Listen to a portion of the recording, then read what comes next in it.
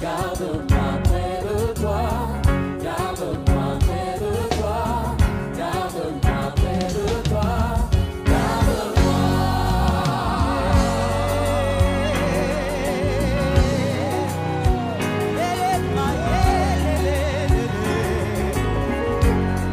Oh, tu as tant fait pour moi que je ne peux pas tout le dire.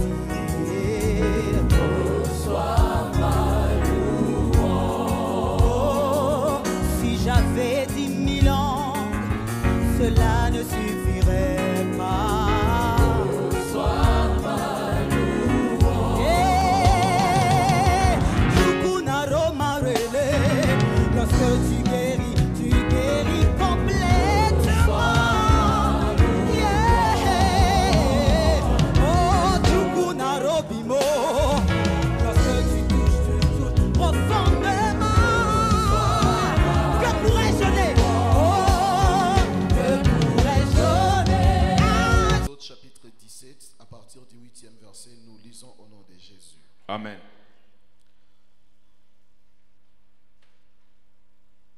La Bible dit ceci. Amalek vint combattre Israël à Réphidim. Alors Moïse dit à Josué, choisis-nous des hommes, sors et combat Amalek. Demain je me tiendrai sur le sommet de la colline, la verge de Dieu dans ma main. Josué fit ce que lui avait dit Moïse pour combattre Amalek. Moïse, Aaron et Hur montèrent au sommet de la colline. Lorsque Moïse élevait sa main, Israël était le plus fort. Et lorsqu'il baissait sa main, Amalek était le plus fort. Le main de Moïse étant fatigué, ils prirent une pierre qu'ils placèrent sous lui. Il s'assit au-dessus. Aaron et Hur soutenaient sa main, l'un des côtés, l'autre de l'autre. Et ses mains restèrent fermes jusqu'au coucher du soleil. Et Josué vainquit Amalek et son peuple au tranchant de l'épée. L'Éternel dit à Moïse, écris cela dans les livres pour que le souvenir s'en conserve, et déclare à Josué que j'effacerai la mémoire d'Amalek des dessous le cieux. Moïse bâtit un autel et lui donna pour nom l'Éternel ma bannière.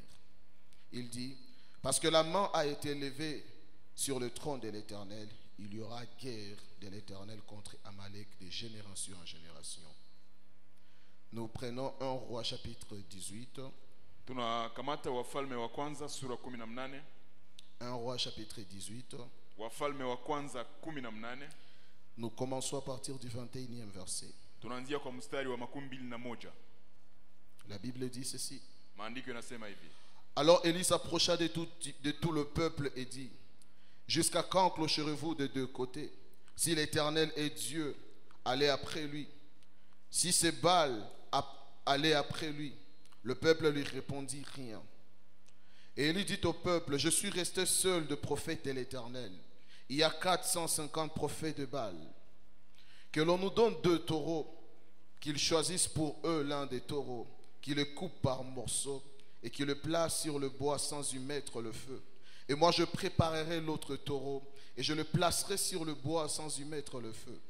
Puis invoquez le nom de votre Dieu et moi j'invoquerai le nom de l'Éternel. Le Dieu qui répondra par le feu, c'est celui-là qui sera Dieu. Et tout le peuple répondit en disant, c'est bien. Élie dit au prophète de Baal, choisissez pour vous l'un des taureaux, préparez-le le premier, car vous êtes les plus nombreux. Et invoquez le nom de votre Dieu, mais ne mettez pas le feu. Ils prirent les taureaux qu'on leur donna, le préparèrent, ils invoquèrent le nom de Baal depuis le matin jusqu'à midi en disant, Baal, réponds-nous. Mais il n'y eut ni voix ni réponse, et ils sautaient devant l'autel qu'ils avaient fait. À midi, Élie se moqua d'eux et dit, criez à haute voix puisqu'il est Dieu. Il pense à quelque chose où il est occupé. Il est en voyage, peut-être qu'il dort, il se réveillera. Et ils crièrent à haute voix, ils se firent selon leur coutume des incisions avec des épées et avec des lances jusqu'à ce que le sang coulait sur eux. Lorsque midi fut passé, ils prophétisèrent jusqu'au moment de la préparation de l'offrande, mais il n'y eut ni voix, ni réponse, ni signe d'attention. Élie dit alors à tout le peuple, approchez-vous de moi. Tout le peuple s'approcha de lui. Élie rétablit l'autel de l'Éternel qui avait été renversé. Il prit 12 pierres d'après le nombre de tribus de fils de Jacob, auxquels l'Éternel avait dit, Israël sera ton nom. Il bâtit avec ces pierres un autel au nom de l'Éternel. Il fit autour de l'autel un fossé de la capacité de 2 mesures de semences.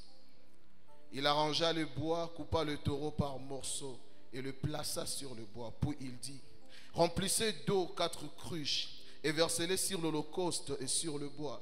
Il dit, faites-les une seconde fois. Ils le firent une seconde fois. Il dit, faites-les une troisième fois. Ils le firent une troisième fois. L'eau coula autour de l'autel et l'on remplit aussi d'eau le fossé. Au moment de la présentation de l'offrande, Élie le prophète s'avança et dit, Éternel Dieu d'Abraham, d'Isaac et d'Israël, que l'on sache aujourd'hui que tu es Dieu en Israël. J'aimerais dire à quelqu'un ce matin, il y a des gens qui sauront que Dieu est Dieu dans ta vie. Nataambia watu asubuhi ya leo kuna watu watajua Mungu ni Mungu wa kweli kwa maisha yao. Que je suis ton serviteur et que je fais toutes ces choses par ta parole. Réponds-moi, Éternel, et réponds-moi afin que ce peuple reconnaisse que c'est toi, Éternel, qui est Dieu, et que c'est toi qui ramènes leur cœur. Il y a des cœurs qui étaient partis loin de ta vie, mais à partir de ce matin, ils vont rentrer. Kuna rose lienda mbali na maisha yako lakini asubuhi ya leo zitarudi. Et le feu de l'Éternel tomba et il consuma l'holocauste, le bois, le pierre et la terre, et il absorba l'eau qui était dans le fossé. Quand tout le peuple vit cela, ils tombèrent sur leur visage et dirent, c'est l'Éternel qui est Dieu, c'est l'Éternel qui est Dieu. Saisissez le prophète de Baal, leur dit Élie, qu'aucun d'eux n'échappe. Et ils les saisirent. Élie le fit descendre au torrent de Kizon, où il les égorgea. Amen. Amen. Est-ce qu'on peut acclamer pour la parole de Unaweza Dieu? shangilia juu ya neno la Bwana. Amen. Amen. Aide-moi à saluer ton voisin. Salimia jirani yako. Dis-lui que l'Éternel te bénisse. Mwambie Mungu akubariki. Dis-lui l'Éternel t'a sélectionné pour ce matin. Mwambie Mungu alikuchagua asubuhi ya leo. Amen. Amen. Par la grâce de Dieu, Kwa neema ya Mungu nous avons reçu un appel doctoral. tumepata neema ya kuitwa walimu wa neno. Mais ce matin, j'aimerais prêcher sous l'onction prophétique. Lakini asubuhi ya leo watahubiri chini ya upako ya kinabii. Alléluia. Amen. Le message que Dieu m'a donné, Ujumbe Mungu alimpa ce n'est pas un message qui demande plus du doctoral, haiko ujumbe ambao inalomba kufundisha sana, mais c'est un message qui demande plus le prophétique. lakini ujumbe ambao inaomba sana kiunabii. Voilà pourquoi ce matin, je ne demande pas simplement votre présence physique, Ndio maana asubuhi ya leo haombe tu ukue pale kimwili, mais je demande aussi votre présence spirituelle. anaomba pia uwe hapa kiroho. Bien-aimés dans le Seigneur, Wapendwa katika Bwana, une minute passée avec conscience dans la présence de Dieu dakika moja unaipitisha na akili timamu mbele ya Mungu peut transformer une situation qui a pris beaucoup de temps dans ta vie. inaweza badilisha hali iliyokawia kwa maisha ya Des mwanadamu. fois, l'action de Dieu dans notre vie Wakati mwingine tendo la Mungu kwa maisha yetu marche simplement avec notre conscience par rapport à la présence de Dieu. inatembea kulingana na dhamiri zetu kwa uwepo wa Mungu. Chaque fois que tu es conscient que Dieu est quelque part Kila mara utakapojua Mungu yuko nafasi fulani et qu'il peut faire quelque chose dans na ta vie anaweza fanya jambo kwa maisha et yako que tu entres dans ce mouvement, na unaingia mwa ile hali, nécessairement quelque chose doit se passer. hakika kuna jambo itapitika. Ce matin, je n'aimerais pas parler à tout le monde Asubuhi ya leo sitazungumzia wote, parce que Dieu ne m'a pas envoyé vers tout le kwani monde. Mungu akumtumia kwa wote. Ce matin, l'Éternel m'a envoyé vers 4 catégories de gens. Asubuhi ya leo Mungu ametuma kwa kiwango ine ya watu.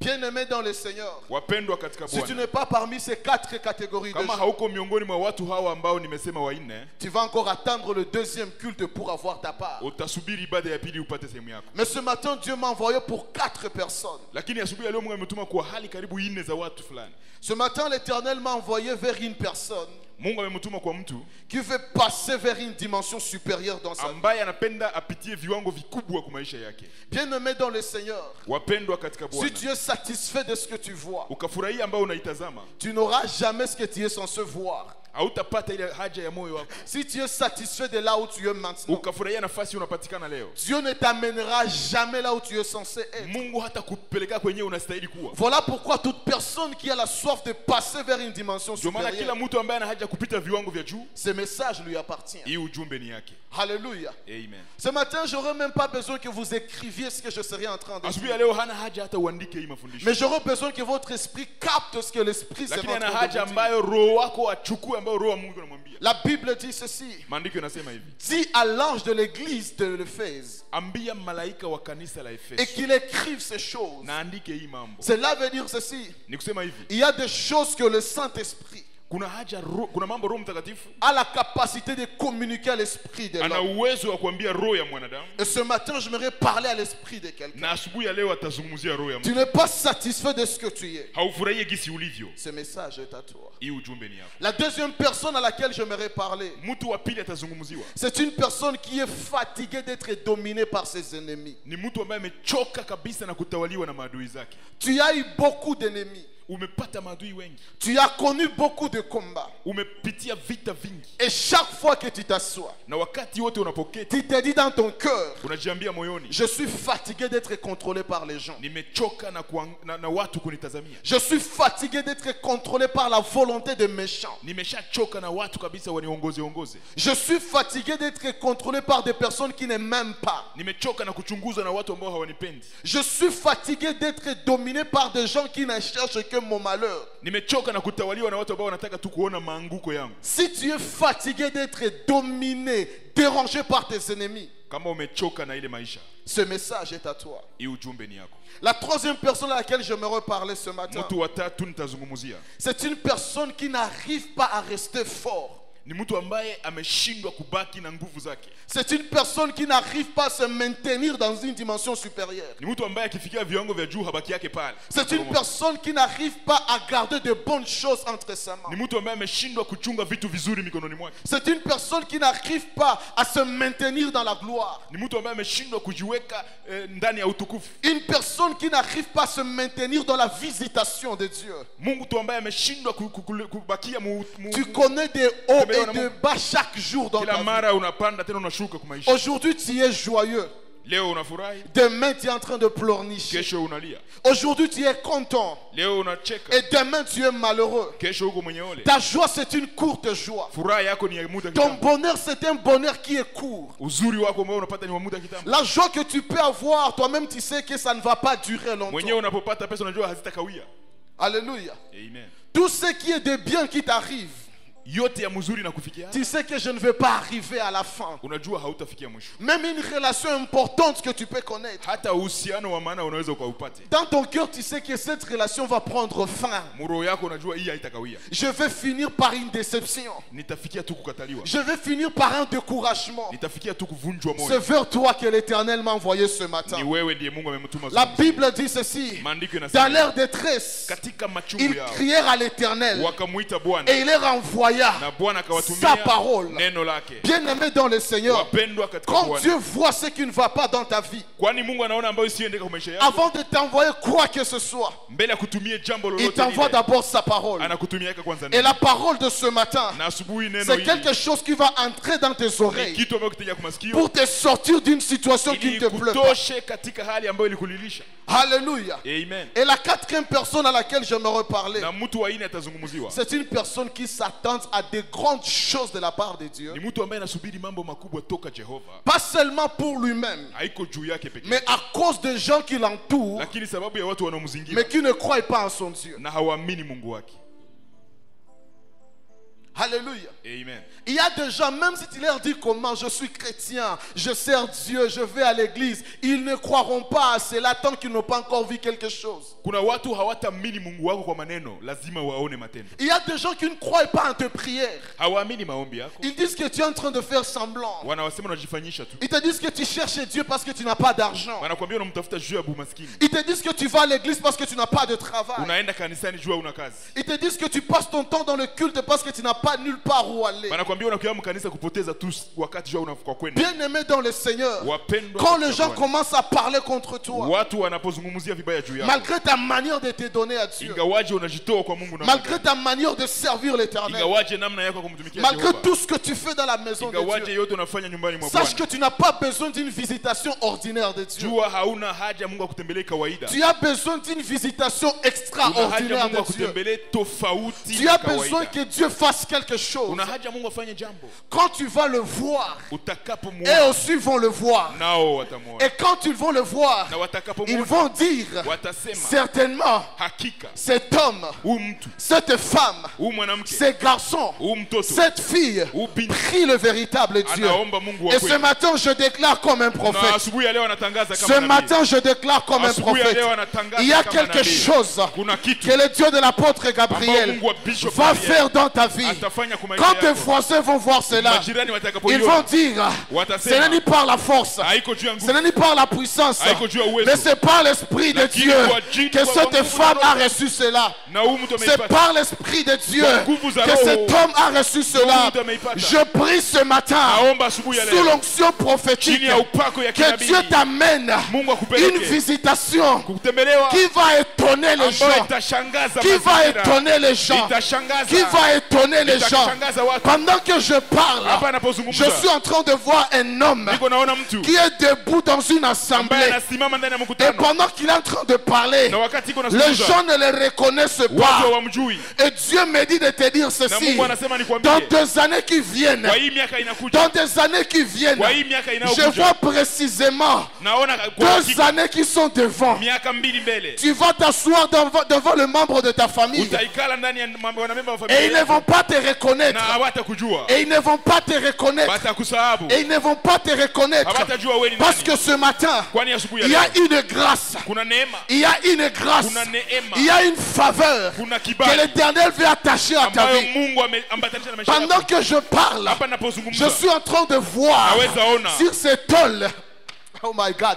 On est en train d'écrire étonnement. biko wanaandika kushangaza, Et l'Éternel est en train de me dire, na Bwana iko nasema dans ces rangées ici, kwa hii ranje il y a une katikati, catégorie de kuna gens. watu ambao Les gens se moquent de toi parce que tu pries. watu wanakudharau juu unaomba, Les gens se moquent de toi depuis que tu es venu à Jéhovah watu Nissi. wanakudharau toka ulipoingia Mais Dieu Jehova me Nisi. dit de te dire Lakini ceci. Mungu anasema nikwambie, Dieu me dit de te dire ceci. Mungu anasema Ceux nikwambie, qui se moquent de toi wanaokucheka viendront adorer Dieu avec toi là où tu watakuja l'adores. abudu Mungu wako hapa unapoabudia. Je vois une maman, Anaona mama, tes voisins majirani viennent frapper à ta porte. wanakuja gonga mlango, Tes voisins majirani viennent frapper à ta porte. wanakuja gonga mlango. Pourquoi ils viennent? Kwa nini wanakuja? Parce qu'ils ont appris une nouvelle. Kwani wamesikia habari, Parce qu'ils ont appris une nouvelle. wamesikiza habari, Parce qu'ils ont appris une nouvelle. wamesikia habari. Je prie ce matin. Naomba asubuhi Je leo, déclare ce matin natangaza que asubuhi ceux qui leo, se moquent de toi wanaokucheka leo, apprennent la nouvelle de ta visitation. baada ya kutembelewa kwako, Apprennent la nouvelle de ta baada ya habari visitation. ya kutembelewa kwako, Lorsque l'Éternel a visité Élisabeth, wakati Mungu alitembelea Elizabeth, Élisabeth a dit ceci: Elizabeth kasema hivi, quiconque apprendra,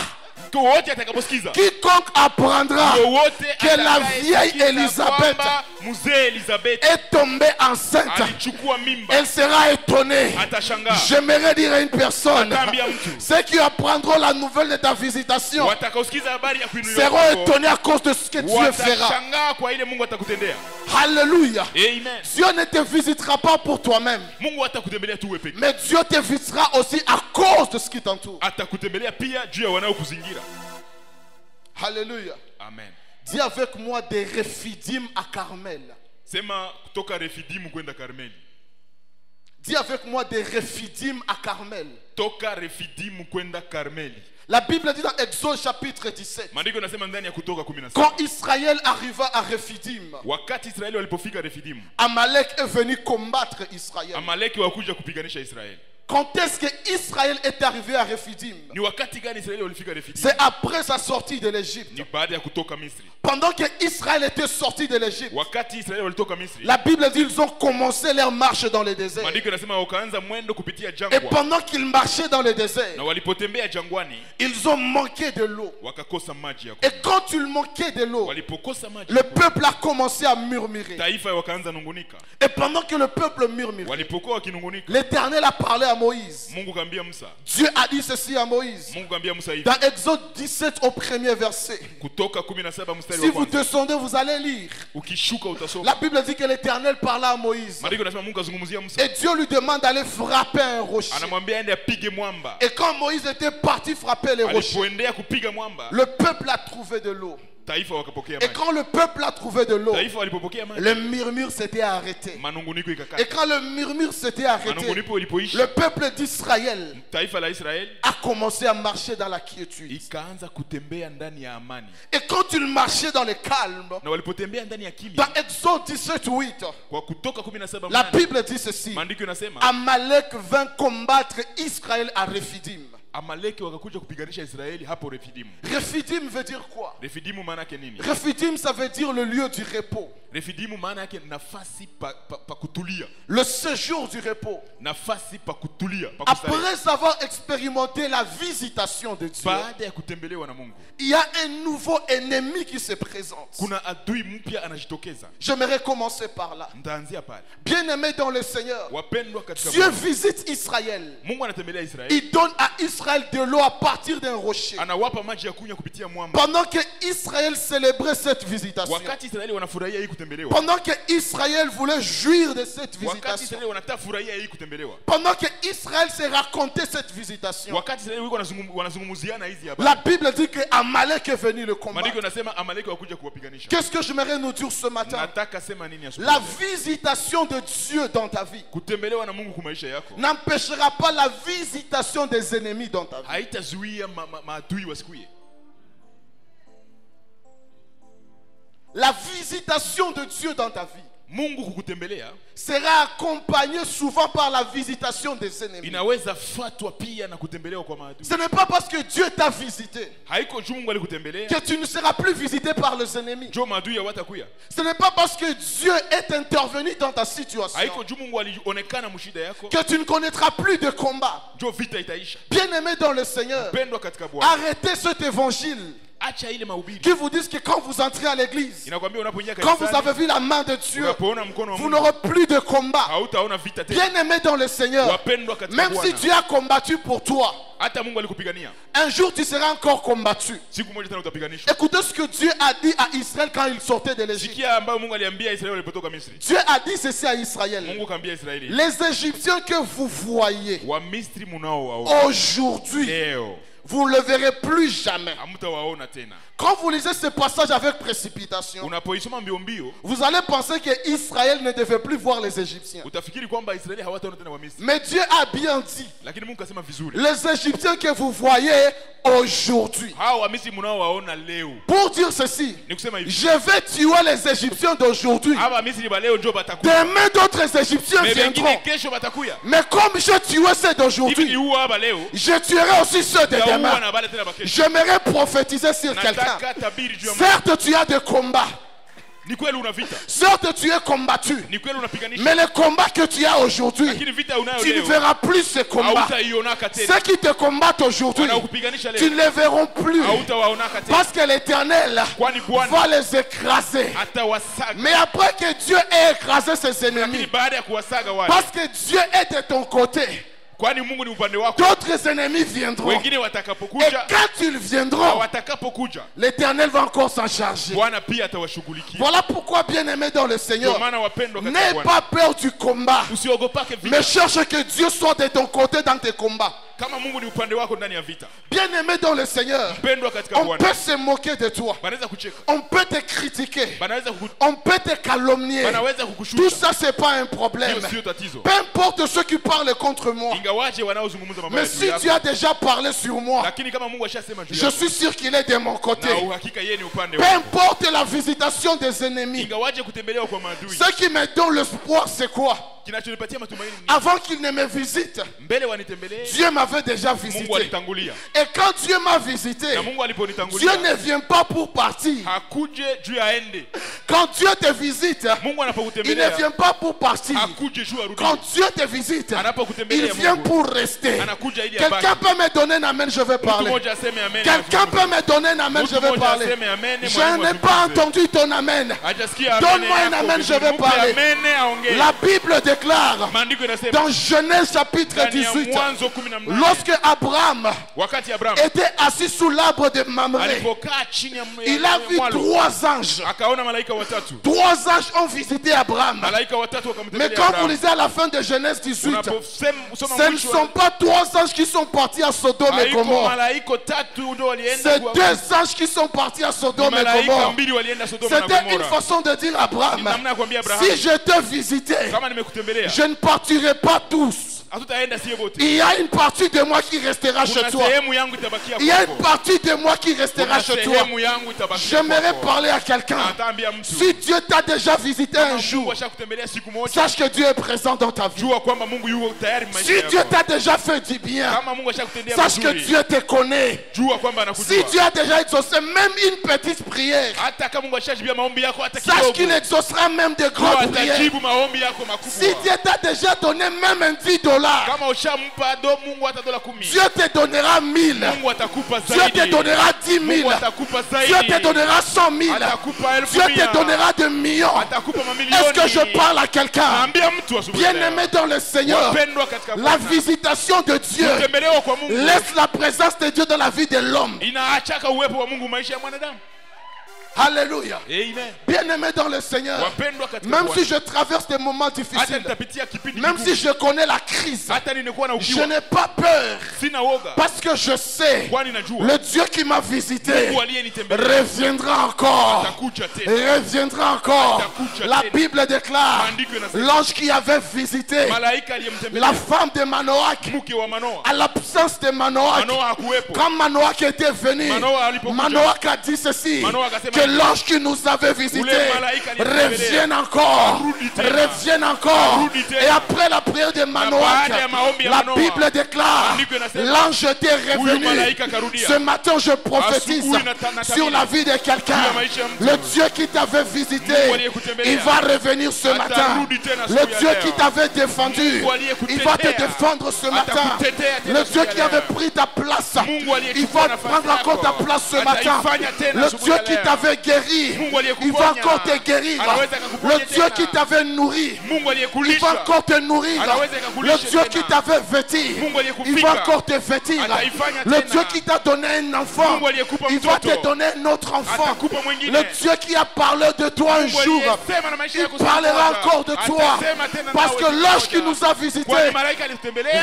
reviendra encore. atarudi tena. Je suis en train de voir Niko naona une saison wakati de répétition de visitations passées. ya marudilio ya kutembelewa iliyopita. Je suis en train de voir Niko naona une répétition kurudiliwa de visitations passées. ya kutembelewa kwa Ce wakati que uliopita. Dieu a fait avec toi hier, Mungu aliyofanya pamoja il na va wewe encore jana, le refaire. ataifanya tena. Il va encore le refaire. Ataifanya Dis tena. encore à ton voisin, il va le Ambia refaire. tena jirani Non, dis ataifanya. à ton voisin, il va le Ambia refaire. jirani Mungu ataifanya Il tena. va le refaire. Ataifanya tena. Alléluia. Amen.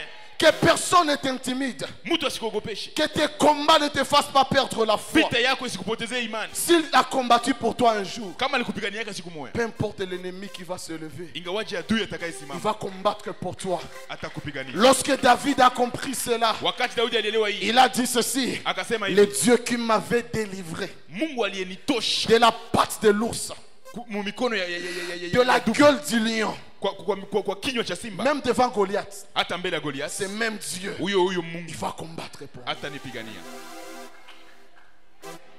Tu as peur de quoi? Unaogopa nini? Tu as peur de quoi? Unaogopa nini? Bien-aimé dans le Seigneur, Mpendwa katika Bwana, l'objectif de la prophétie n'est pas de te décourager. lengo la unabii sio kuvunja moyo. Arrêtez de croire en ces prophètes qui te disent: oh, je vois 3 cercueils devant toi et tu vas y entrer. Dis-lui ceci: si Dieu te montre des cercueils, est-ce qu'il m'a donné le pouvoir de briser, de casser ces cercueils? Usiogopake unabii kuambia wanaona sanduku. Ambia Mungu iko wa uwezo wa kunipatia uwezo wa kuvunja sanduku.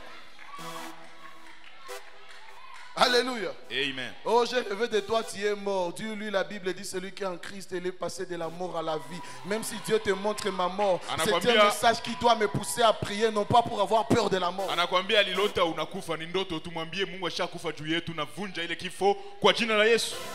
J'aime ce que notre Père nous dit toujours. Napendaka yenyewe wetu anatuambia Ici kila à siku. Jéhovah Nissi, Hapa Jehova on Nisi. n'a pas la promesse d'enterrer les gens. Hatuna ahadi za kuzika Nous watu. sommes sous une alliance de Tuko longévité. chini ya gano ya maisha marefu. Bien-aimé, tu mourras quand tu voudras. Utakufaka siku utapendaka.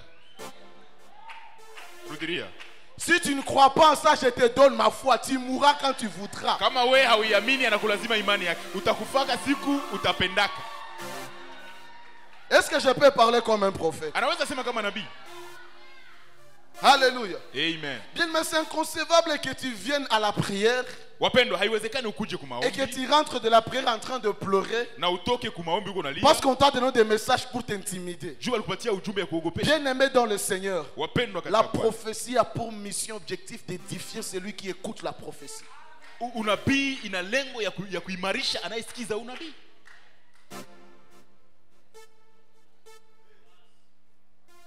Alléluia. Amen.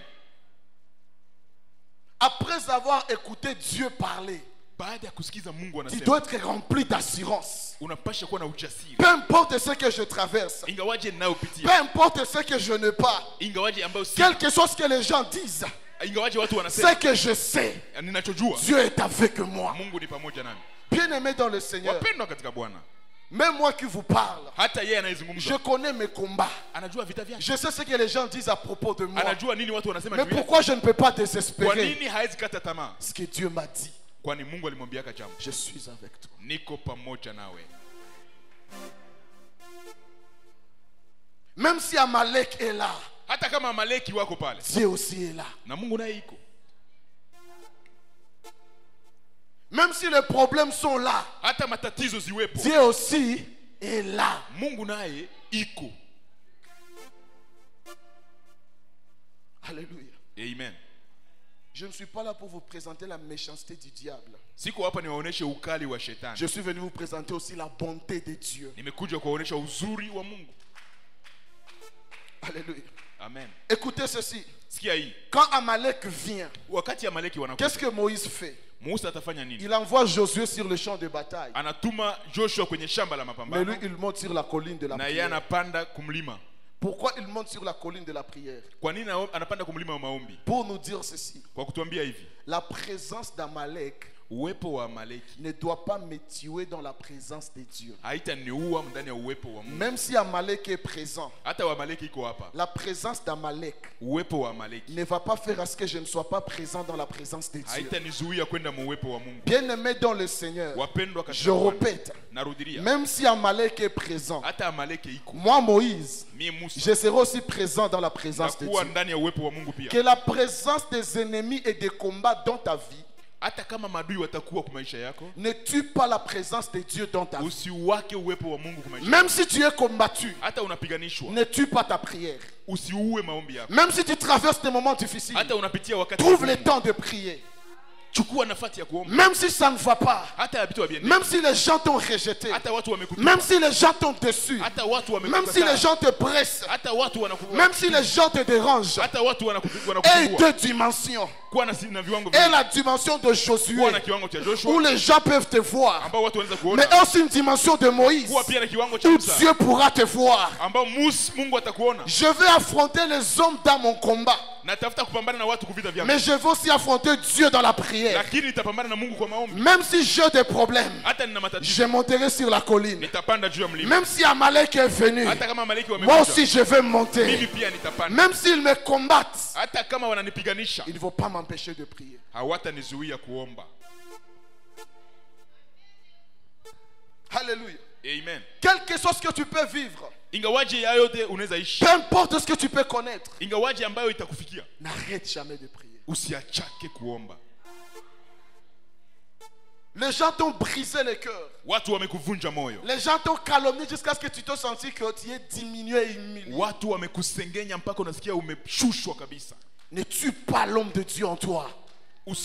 usiue uwepo wa Mungu muwei. Ne tue pas la chose de Dieu en toi. Usiue kitu cha Mungu muwei. Même dans un environnement de combat. Hata mu mazingira ya vita. Pray again. Omba. Prie encore. Omba tena. Monte encore. Panda tena. Car la Bible dit ceci. Kwani maandiko yanasema Lorsque les mains de Moïse étaient wakati élevées, mikono ya Musa ilipokuwa juu, Josué était plus fort. Joshua alikuwa mwenye nguvu. Josué était plus fort. Joshua alikuwa mwenye Quand nguvu. tu leveras tes mains dans la prière, Utakapoinua mikono quelle yako que soit la kuomba, taille de ton adversaire, ingawaje hali ya tu adui, seras plus fort que lui. utakuwa nguvu kuliko S'il yeye. mesure 2 mètres, Kama yeye ni wa meta 2, toi la prière te donnera 3 mètres. wewe maombi itakupatia meta S'il 3. mesure 4 Kama ni mètres, meta 4, la prière te donnera maombi 5 yako mètres. itakupa 5. S'il mesure 10 mètres, Kama yeye ni wa meta ta 10, prière te donnera 11 maombi yako mètres. itakupa La 11. seule chose, bien-aimée, Jambo moja wapendwa, quel que soit le combat, ingawaje vita, n'arrête pas la prière. usiachake kuomba. Parce que même si tu ne vois pas ce que la prière fait, Hata kama hujaona matukio ya ile la maombi, prière ne sera jamais sans effet. maombi yako haitapita bure. Même si tu ne vois pas les effets de la prière, Hata kama hujaiona la leo, prière ne sera jamais sans maombi effet. haitaswata. Avant-hier, je disais ceci à mes enfants. Juzi alikuwa anambia hii watoto wake. La prière Maombi est une chose invisible ni kitu qui a kisichoonekana. la capacité d'affecter les choses visibles. Ina uwezo wa kuharibisha mambo inayoonekana. La prière, c'est la partie invisible de ta vie qui peut changer la partie visible de ta vie. Maombi ni sehemu ya maisha yako isiyoonekana, inaweza kubadilisha sehemu inayoonekana. Voilà pourquoi lorsque le visible est combattu, Ndio maana wakati kisichoonekana kinapiganishwa, lorsque le visible est combattu, wakati kinachoonekana ne combat kinapiganishwa, pas le combat du visible dans le visible seulement, usipiganishe vita vya kuonekana kwa vitu vya mais kuonekana. combat le combat du visible dans l'invisible. Piganisha vita vya kuonekana kwa Parce que la kisichoonekana. Bible déclare Kwani maandiko tout inasema ce qui est visible yote vient inayoonekana de l'invisible. inatokea mu vitu Si tu peux vinavyoonekana. vaincre dans l'invisible, Ukitafuta kufaulu ndani ya vitu vya kuonekana, c'est que tu vaincras aussi dans le visible. utafaulu kwa vitu visivyoonekana. Dis à ton voisin, je vais prier encore. Ambia jirani nitaomba tena. Mais quel est mon problème ce matin? Tatizo yake ni nini asubuhi ya leo? Dans le combat contre Amalek, Ndani ya vita kuhusu Amaleki, il y a quelque chose qui s'est passé. kuna kitu kilichopitika. La Bible dit ceci. Maandiko yanasema hivi: Lorsque le main de Moïse était élevé, wakati Musa aliinua mikono, Josué était plus fort. Joshua alikuwa na nguvu. Quand le main de Moïse était faible, Wakati mikono ilishuka, Amalek était plus fort. Amaleki walikuwa na nguvu. Et c'est là qu'il y a mon message. Na hapa ndiko ujumbe ya asubuhi ya leo unapatikana. Alléluia. Amen. Il y a des personnes dans ces lieux, Kuna watu mahali hapa vous n'arrivez pas à vous maintenir dans la position de force dans vos combats. haubaki yake mkiwango cha nguvu mu vita yako. Aujourd'hui, tu peux vaincre un combat Leo unaweza ukafaulu vita fulani, et après un temps, ce combat devient encore plus fort que toi. na baada ya muda fulani hiyo vita inakuwa tena na nguvu kukushinda. Aujourd'hui, tu as la victoire dans ce combat Leo una ushindi mwa ile vita, et demain, tu es encore combattu par le même combat. na kesho tena ile vita inakupiganisha. Aujourd'hui, tu dors bien, Leo unalala vizuri, tes enfants dorment bien watoto wako wanalala vizuri, et encore demain, on vient vous oppresser dans les songes. na kesho mnakuwa kupiganishwa mundoto. Aujourd'hui, tu es stable. Leo unatulia, Aujourd'hui, tu peux même adorer Dieu à cause de ce qu'il est en train de faire. leo unaweza abudu Mungu kuhusu vile anakufanyia. Et demain, Lakini tout kesho bâcle, tout se détériore yote inaharibika, et te demande est-ce que Dieu est vraiment de mon côté. na unajiuliza eske Mungu iko upande wangu ama la? Essaie de visualiser ce combat. Chunguza hii vita. La Bible dit quand le main de Moïse était élevé, Maandiko yanasema wakati Musa alipoinua mikono juu, Josué était plus fort. Joshua alikuwa na nguvu. Cela veut dire quand Josué était fort, Ni kusema Joshua alipokuwa na nguvu, Israël tuait les Amalécites. Israeli waliua Waamaleki, Et quand Amalek était fort, na wakati Amaleki alikuwa na nguvu, Amalek tuait les ni Israélites. Waisraeli walikuwa wanakufa.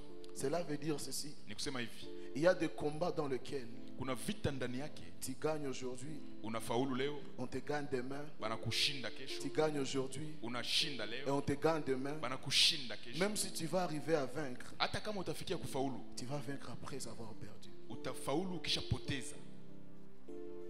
Voilà pourquoi ce matin, Ndio maana asubuhi ya leo l'Éternel veut vous donner un secret. Mungu anataka akupe siri, Un secret qui va t'amener des Réphidim à Carmel. siri itakayokutosha Refidimu kwenda Karmel.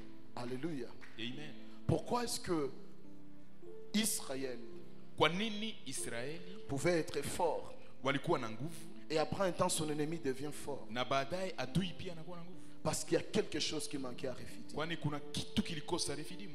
La Bible dit ceci. Maandiko yanasema hivi, Moïse, Aaron et Our étaient en train de prier.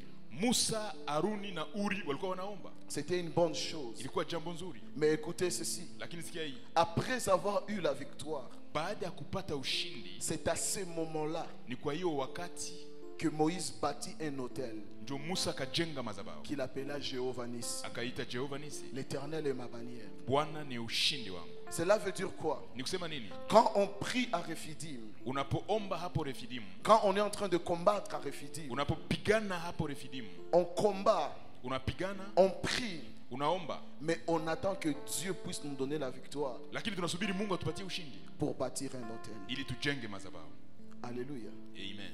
Mais si vous allez de Rephidim à Carmel, Lakini ukatoka Refidimu kwenda Karmeli, et c'est ça la différence entre Rephidim et Carmel. ndio tofauti kati ya Refidimu na Karmeli. La Bible dit que le prophète Élie, Maandiko nasema nabii Elia il a été aussi combattu par le prophète de Baal et d'Astar. alipiganishwa na manabii wa Bali. En face de ce combat, Kwa hii vita Élie a fait quelque chose Elia akafanya jambo que Moïse n'avait pas fait. ambao Musa hakufanya. Alléluia. Amen. Avant de prier, Mbele ya kuomba, Élie a dit ceci, Elia akasema hivi, que l'on nous donne 2 taureaux. watupatie ngombe wawili. Alléluia. Amen. Chacun de nous va bâtir un autel. Kila mtu atajenga madhabahu yake. Et le Dieu qui répondra par le feu, Na Mungu atakayejibu kwa moto, c'est celui-là qui sera reconnu comme Dieu. na yeye atakuwa Mungu wa kweli. J'aimerais ouvrir une parenthèse que je me refermer aussi. Natafungua kitu ambacho nitafunga sasa hivi. Bien-aimés dans le Seigneur, Wapendwa katika Bwana, il ne suffit pas d'être appelé par un nom pour être considéré par ce nom. haitoshi kuitwa kwa jina ili bakujue kwa ile jina.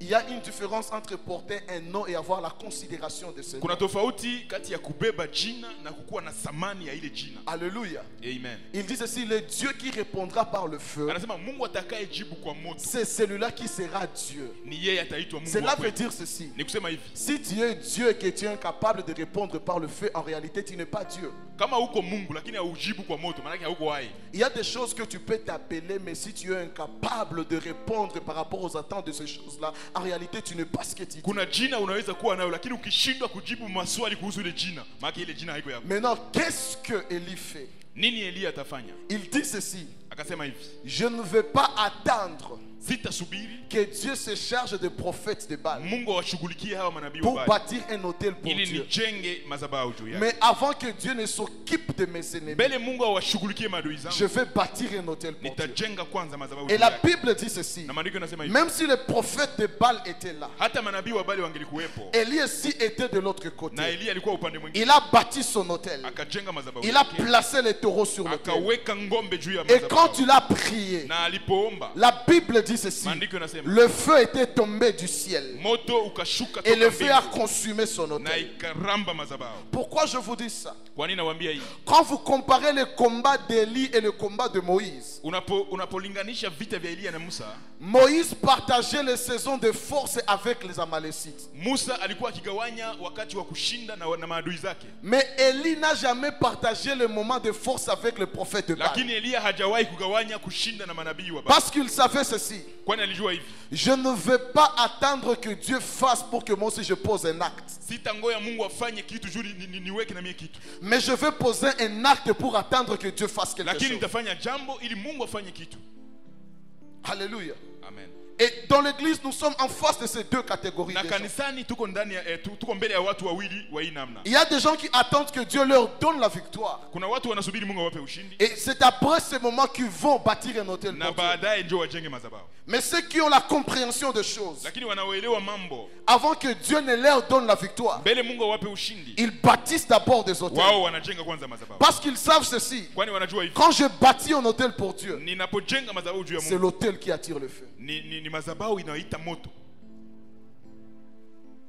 Alléluia. Amen. Bien-aimés dans le Seigneur, Wapendwa katika Bwana, tu ne veux plus passer beaucoup de temps avec beaucoup de requêtes.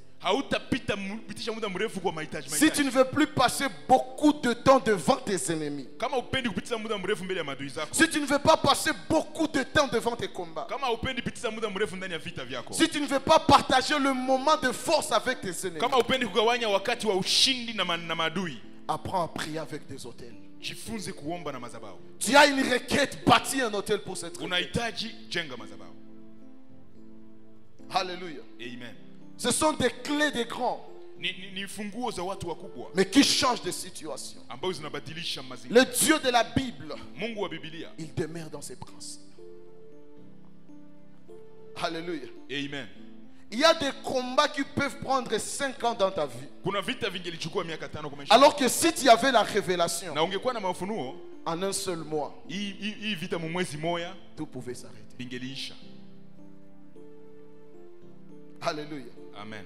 Bien-aimé dans le Seigneur, Wapendwa katika Bwana. même si Rephidim c'est le lieu du repos, Hata kama Refidimu ni nafasi pa kustarehe, ton lieu du repos peut être dérangé. nafasi pako pa starehe panaweza kupiganishwa. Mais quand ton repos est dérangé, quand ton lieu du repos est dérangé, quand ton lieu du repos est dérangé, Wakati nafasi yako pa kustarehe panapiganishwa, tu dois aller de Rephidim à Carmel. unapasha toka Refidimu kwenda Karmeli. Tu vas dire ceci à Dieu. Utaambia Mungu hivi, Je sais que ceux qui me combattent najua wanaonipiganisha sont prêts à sacrifier des choses wako tayari kutoa vitu pour me tuer ou m'humilier. juu baniue na Mais banizaraulishe. avant qu'ils ne fassent cela, Mbele baifanye, moi je vais le faire. mimi nitaifanya. Alléluia. Amen.